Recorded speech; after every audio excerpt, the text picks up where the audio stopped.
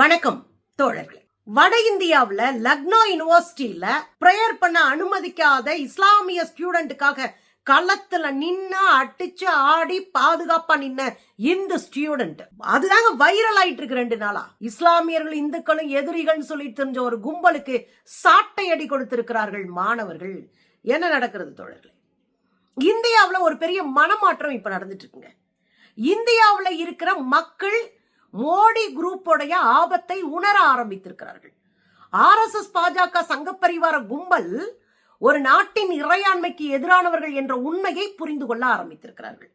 இவர்கள் இந்த நாட்டின் ஒற்றுமையை குலைத்து விடுவார்கள், இவர்கள் இந்த நாட்டினுடைய சகோதரத்துவத்தை குலைத்து விடுவார்கள், ஒற்றுமையை குலைத்து விடுவார்கள், ஜனநாயகத்தை குலைத்து விடுவார்கள் என்ற அச்சம் மக்களுக்கு வர ஆரம்பிச்சிட்டு வடக்க.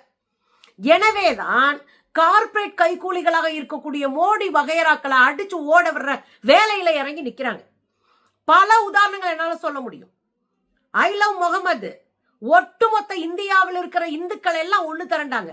சாமியார்கள் சொன்னாங்க ஐ லவ் முகமது, கோயில்ல பூசாரிகள் சொன்னாங்க ஐ லவ் முகமது, சாமானிய இந்து பெண்கள், படித்தவர்கள், இளைஞர்கள் எல்லாரும் சொன்னாங்க ஐ லவ் முகமதுன்னு. ஒட்டுமொத்த சங்கிகளும் கதர்னாங்க.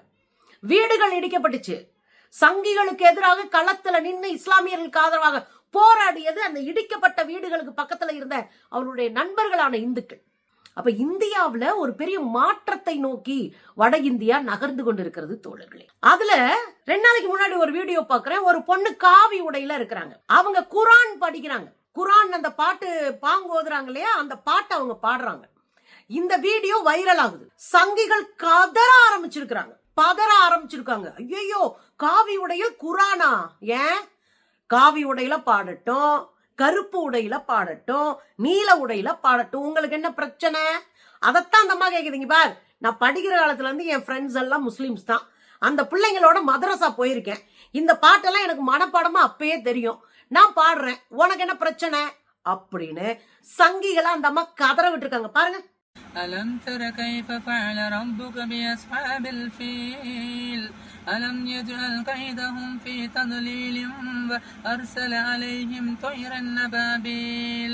பாத்தீங்கல்ல, காவி உடை அணிந்துட்டு எல்லா மதமும் ஒண்ணுதாயா, எல்லா சாமியும் ஒண்ணுதான், அல்லா சாமியும் ஒண்ணுதான், ஏசு சாமியும் ஒண்ணுதான், பிள்ளையார் சாமியும் ஒண்ணுதான் அப்படின்னு நினைக்கிற ஒரு சமூகத்துக்கு நாம நெருக்கமா வந்துட்டு இருக்கோம்.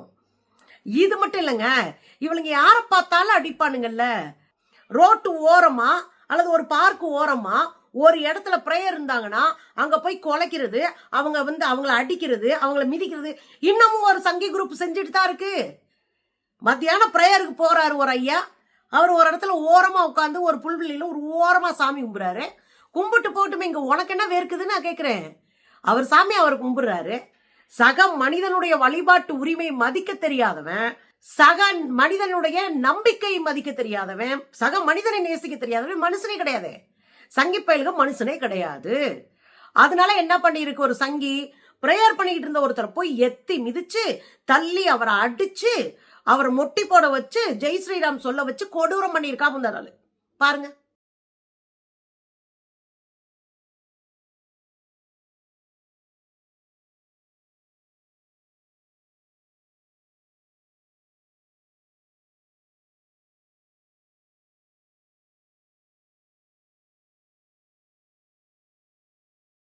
चौधरी 3 दिन से ड्रामा चौध रहा है भोसड़ी का।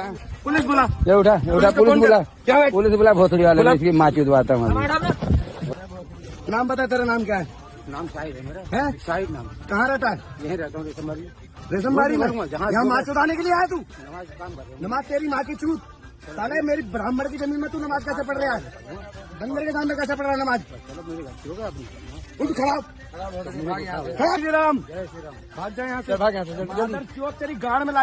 பாத்தீங்களா, கையெடுத்து கும்புறாரு. இந்த நாட்டுல இஸ்லாமியர்கள் என்கிற ஒரு அடையாளமே வாழ முடியாத ஒரு சூழலுக்கு அவர்களை தள்ளி கொண்டிருக்கிறது. இஸ்லாமிய அடையாளத்தையே வெறுப்புணர்வோடு அணுகுகிறது இந்த கும்பல். ஆனா பல்கலைக்கழகத்துல வேற லெவல்ல அடிச்சாடி இருக்கிறாங்க மாணவர்கள். முதல்ல என்ன பண்ணிருக்காங்க, பேரிகார்ட் போட்டு பயங்கரமா மூடி வச்சுட்டு யாரும் எங்கேயும் பிரேயர் பண்ணக்கூடாதுன்னு லக்னோ யூனிவர்சிட்டியில வேலை பார்க்கறாங்க. லக்னோ யூனிவர்சிட்டியினுடைய நிர்வாகம் முழுக்க முழுக்க பேரிகார்ட் போட்டு மூடி வச்சுட்டாங்க. அப்ப இந்த மாணவர்கள் உட்கார்ந்து போராட்டம் பண்றாங்க. முதல்ல அமைதியா உட்கார்ந்து போராட்டம் பண்றாங்க. நிர்வாகம் வருது. எதுக்காக நீங்க மூடி வச்சிருக்கீங்க? எதுக்காக இந்த வேலையெல்லாம் பாக்குறீங்க? இஸ்லாமிய இளைஞர்கள், இஸ்லாமிய மாணவர்கள் இங்க பிரார்த்தனை நடத்துறதுக்கே அனுமதி பண்ண மாட்டீங்க அப்படின்னு கேள்வி கேட்கிற ஒரு வேலையை இஸ்லாமிய இளைஞர்கள் பண்ணல. இந்து இளைஞர்கள், இந்து மாணவர்கள். ஏன் இந்துன்னு அழுத்தி சொல்றேன்னா, இவெல்லாம் மனுஷனாவே மதிக்காத பழுங்க தான் அந்த பிள்ளைங்க. ஆனா அவங்க நின்று அடிச்சு, நான் இந்து தான்டா, ஆனா அவன் அன்பேண்டா, நான் கூட நிப்பேண்டான்னு நிக்கிறாங்கல்ல, அதுக்காக அழுத்தி சொல்றேன். மக்கள் திருந்தட்டுன்றதுக்காக அழுத்தி சொல்றேன். அப்ப அவங்க போய் போராட்டம் பண்றாங்க. ஒரு கட்டத்துல பொறுமை இழந்து போய் அந்த பேரிகார்டு அப்புறம் அடிச்சு காலில் டப்பு டப்பு டப்புன்னு தள்ளுறாங்க. காலில் அடிச்சு தள்ளுறாங்க. தள்ளிட்டு மொத்த அந்த போராட்டத்துல கலந்துகிட்ட அத்தனை இந்து மாணவர்களும் பேரிகார்டு மாதிரி கையா பிடிச்சு நிக்கிறாங்க பாதுகாப்புக்கு. இந்து மாணவர்கள் ஒருத்தரை கையா பிடிச்சுக்கிட்டு அப்படியே நிக்கிறாங்க. ஆனா இந்த இஸ்லாமிய மாணவர்கள் அங்க போய் நின்று அங்க பிரேயர் பண்றதுக்கு அந்த பாயை விரிச்சு பிரேயர் பண்றாங்க. இந்த இவங்க பிரேயர் பண்ணி முடிக்கிற வரைக்கும் எந்த பிரச்சனையும் இவங்களுக்கு வரக்கூடாதுன்றதுக்காக இஸ்லாமிய மாணவர்கள் ஒரு தூண் மாதிரி, ஒரு பேரிகார்டு மாதிரி, ஒரு பாதுகாவலனை போல கையை பிடிச்சு நிக்கிறாங்க. இதுதாங்க இந்த இந்தியா. இது தாங்க நம்ம எதிர்பார்க்கிற இந்தியா. இதுதான் மாணவர்கள் உண்டாக்க வேண்டிய இந்தியான்னு நான் நினைக்கிறேன். பாருங்க,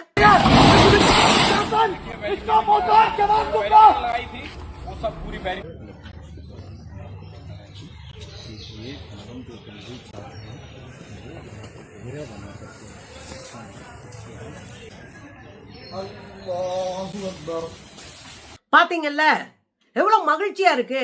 சக மனிதனுடைய வழிபாட்டு உரிமையை ஒருத்தன் மதிக்க தெரியுதுல்ல, சக மனிதனை நேசிக்க தெரியுதுல, அவனுடைய உணர்வுகளுக்கு மதிப்பு கொடுக்க தெரியுதுல, அதுதாங்க நம்ம ஜெயிக்கிற இடம். அந்த இடம் தான் நம் மனிதர்கள் என்பதை காட்டக்கூடிய இடமே நான் நினைக்கிறேன். இதோட முடியலங்க. அதுக்கப்புறம் அதே பல்கலைக்கழகத்துல இந்து இஸ்லாமிய மாணவர்கள் இஃப்தார் நோன்பு நோத்து இருக்கிறார்கள். அதாவது இஃப்தார் நோன்புல 2 மாணவர்களும் வரிசையா உட்கார்ந்து அந்த நோன்பை முடிக்கிறதுக்கான அந்த உணவுகளை வச்சு சாப்பிட்டு இருக்காங்க. பாருங்க,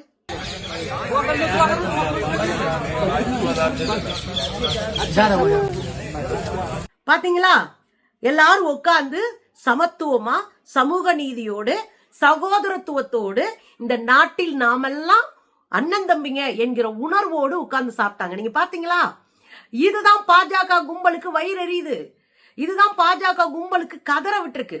இன்னைக்கு அதே லக்னோ யூனிவர்சிட்டிக்குள்ள ஆர்எஸ்எஸ் கும்பல், ஆர்எஸ்எஸ் இளைஞர் அமைப்பு உள்ள போய் அட்ராசிட்டி பண்ணி அந்த வளாகத்தை அடிச்சு நொறுக்கி இருக்கிறானுங்க. 2 சமூகம் ஒன்றா நின்னா, 2 சமூகம் நட்புறவை வளர்த்து கொண்டால், 2 சமூகம் மனிதர்களாக நடந்து கொண்டால் இந்த காவி சில்லறை கும்பலுக்கு கடுப்பாயிரும், பிரச்சனையாயிரும், எரிச்சல் வந்துடும்.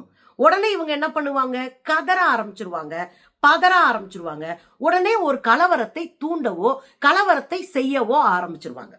ஒரு இடத்துல மாணவர்கள் ஒற்றுமையா இருந்தாங்கன்னா அது நாளைக்கு இவங்களுக்கே ஆப்பாயிரும் பயம்.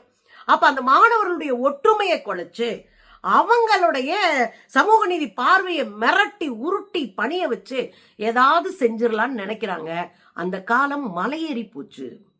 இனி ஒருபோதும் இளைஞர்களை உங்க காவிகளினுடைய அதிகாரத்தை முறை கொண்டு பணிய வைக்க முடியாது என்பதற்கு இவையெல்லாம் ஒரு சான்று.